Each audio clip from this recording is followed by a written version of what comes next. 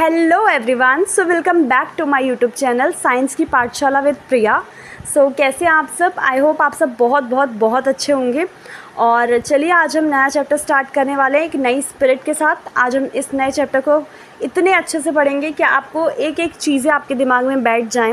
और आपसे एक छोटी सी रिक्वेस्ट करनी है। मुझे पता है कि किसी के भी चैनल को सब्सक्राइब करना आप लोगों के लिए बहुत मुश्किल होता है, बट प्लीज़ यार एक सब्सक्राइब कर दो ना। वैसे भी आपका तो कुछ नहीं जाता, लेकिन मुझे कितना मोटिवेशन मिलेगा आपको नहीं पता। प्लीज़ कर देना, थैंक यू। अगर नहीं भी किया तो भी कोई बात नहीं, मुझे पता आप नहीं करेंगे, क्योंकि चलिए छोड़िए, कोई बात नहीं।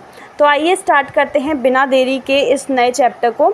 तो अब इस चैप्टर में बेसिकली क्या है, आप प्लांट्स के बारे में जानने वाले हैं, ठीक है। तो आइए शुरू करते हैं बिना देरी किए हुए, ताकि आपको प्लांट्स के बारे में जाने, ठीक है। तो देखिए, सबसे पहले हम यहाँ से शुरू करते हैं, ठीक है। बेसिकली हम एक एक चीज़ पढ़ने वाले हैं। तो चलिए शुरू करते हैं।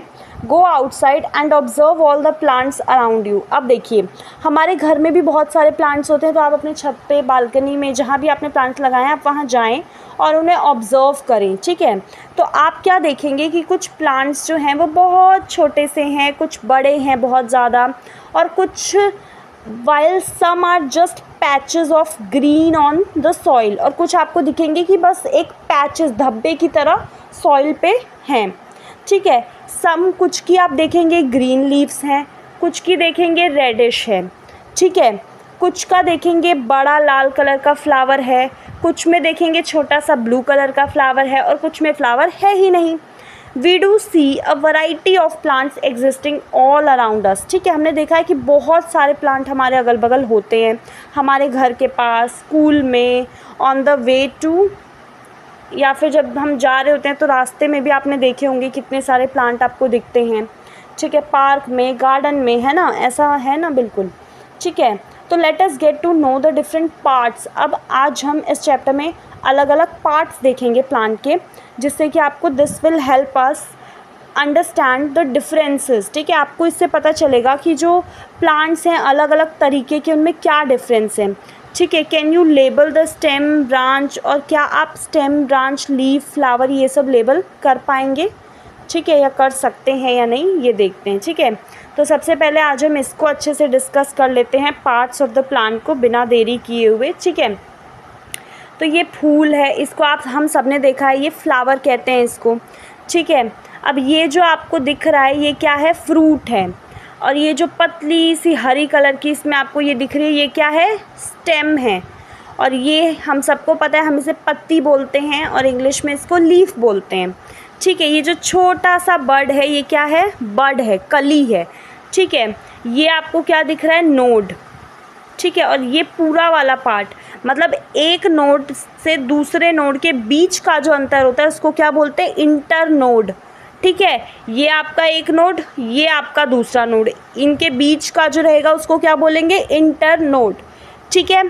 तो आई थिंक सब कुछ क्लियर हो गया होगा। मैं आपको एक बार और बता देती हूँ, ठीक है, ये चीज़ें क्लियर होनी चाहिए। हम सब ने फूल देखा है, फूल को इंग्लिश में फ्लावर बोलते हैं। ये आपका फ्रूट है, फल। ये जो हरा कलर का दिख रहा है, ये क्या है, स्टेम है। ये पत्ती है, जिसको आप लीफ बोलेंगे। ये आपका बड है, कली, ठीक है। और इस पूरे जो ये आपका मट्टी से ऊपर का जो पार्ट है ना, इस पूरे पार्ट को हमने क्या बोला हुआ है, शूट सिस्टम, ठीक है। क्या बोला हुआ है, शूट सिस्टम। नोड आपको पता चल गया, ये नोड, और दो नोड के बीच का जो गैप होता है वो इंटर नोड, ठीक है। उसके बाद अब इसमें ये देखिए, अब हम बात करते हैं, ये सॉइल है। सॉइल से नीचे वाले पार्ट की ज़रा अब हम बात करते हैं, ठीक है। अब सॉइल से नीचे आप बोलेंगे क्या होता है, रूट होता है, ये तो सबको पता है। अब रूट में भी क्या है, देखो यहाँ पे ये प्राइमरी रूट है, जहाँ से जस्ट शुरू हुआ है डिवीज़न होना, और जब वो थोड़ा डिवीज़न हो जाएगा तो उसको क्या बोलेंगे, ये सेकेंडरी रूट है। और ये दोनों मिला के क्या बनाते हैं, रूट सिस्टम, ठीक है। आई होप आपको ये बिल्कुल अच्छे से क्लियर हो गया होगा। तो आइए अब यहाँ पे थोड़ा सा एक चीज़ देखते हैं, एक्टिविटी 1। अब आते हैं हर्ब्स, शर्ब्स एंड ट्रीज़, ठीक है। अब एक्टिविटी 1 में देखो क्या करना है, look closely at the stem and branches, ठीक है। आपको क्या करना है, बहुत अच्छे से पास से आपको स्टेम और ब्रांचेस को देखना है, ठीक है। ऑफ किस किस के, plant much smaller than you, उन प्लांट्स के जो आपसे बहुत छोटे हैं, दूसरे नंबर पे उन प्लांट्स के जो आपके साइज़ के हैं, और उन प्लांट्स के जो आपसे बहुत ज़्यादा बड़े हैं। ठीक है, आपको इन तीनों के स्टेम और ब्रांचेस को क्या करना है, ऑब्जर्व करना है, देखना है बहुत ध्यान से। Feel their stem and try to bend them gently to see if they are tender और हार्ड। अब देखिए इसका क्या मतलब है, आपको क्या करना है, स्टेम को फील करना है और उनको झुकाने की कोशिश करना है। ठीक है, बहुत प्यार से उनको बेंड करने की कोशिश करना है, और आपको ये चीज़ देखनी है कि क्या ये टेंडर हैं, क्या ये झुक पा रहे हैं या फिर ये हार्ड हैं। ठीक है, आई होप आपको इतना अच्छे से क्लियर हो गया होगा। अब यहाँ पे आप ये वाली टेबल देखिए। ठीक है, इस टेबल में क्या दिया है, कैटेगरीज ऑफ प्लांट। सबसे पहले प्लांट के नाम लिखे, टोमेटो, मैंगो, लेमन, और फिर इनकी हाइट लिखे। टोमेटो का प्लांट छोटा ही होता है, मैंगो तो बहुत बड़ा होता है, और लेमन अबाउट माई हाइट। जैसे ये टेबल आपको भी बनानी है और आपको इसको पूरी भी करनी है।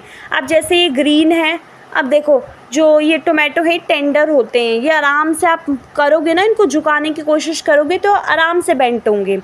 मैंगो का ट्री तो आपने देखा, आप इसे बेंट नहीं कर पाओगे क्योंकि ये बहुत हार्ड होता है। वही चीज़ आपको लिखनी है। फिर यहाँ पे देखो, अब कैटेगरी लिखनी है हर्ब, शर्ब और ट्री। तो अब हम पहले ही जानेंगे हर्ब, शर्ब, ट्री ये सब होते क्या हैं, उसके बाद हम आपसे आगे इस बारे में बात करेंगे। ठीक है, लेकिन आपको एक चीज़ ध्यान रखनी है, यहाँ पे एक चीज़ दी है, take care that the stem does not break. Stem जो है वो टूटनी नहीं चाहिए, मतलब आप ऐसे तेज़ी से मत खींच देना कि वो टूट ही जाए। ठीक है, धीरे से एक बार आपको बस देखना है कि झुक रहा है कि नहीं झुक रहा है। Hug the plant, tall plants to see how thick their stems are. आपको प्लांट को हक करके देखना है कि जो उनकी स्टेम है वो कितनी ज़्यादा थिक है। We also need to notice from where branches grow in some plants. ठीक है, क्लोज टू ग्राउंड और higher up on the stem. देखो आपको ये चीज़ भी ऑब्जर्व करनी है, जैसे प्लांट है, ठीक है, आपको ये नोटिस करना है कि ब्रांचेस कहाँ से निकलनी शुरू। जैसे ये प्लांट है, कोई सा भी प्लांट है ये वाला, ठीक है, अब आपको देखना है कि प्लांट के बहुत नीचे से ब्रांचेस निकलना शुरू हो गई है या फिर बहुत ऊपर से शुरू हुई है। ठीक है, ये सब चीज़ें आपको क्या करनी है, ऑब्जर्व करनी है। अब यहाँ पे देखते हैं, based on these characters, in characters के बेसिस पे ज़्यादातर प्लांट्स को 3 कैटेगरी में बांटा गया है। एक आपका हर्ब्स है, शर्ब्स है और ट्रीज़ है। ठीक है, तो आइए इसको देखते हैं एक बार अच्छे से। Plants with green and tender stem are called herbs. ठीक है, तो पहली चीज़ क्या बताइए, plants with green and tender stem. Tender मतलब जिसको आप आराम से बेंट कर पाएँ। ठीक है, उनको क्या बोलेंगे, हर्ब्स बोलेंगे। ये ज़्यादातर शॉर्ट होते हैं, यूजुअली मतलब ज़्यादातर। ठीक है, मोस्टली ये क्या होते हैं, शॉर्ट होंगे।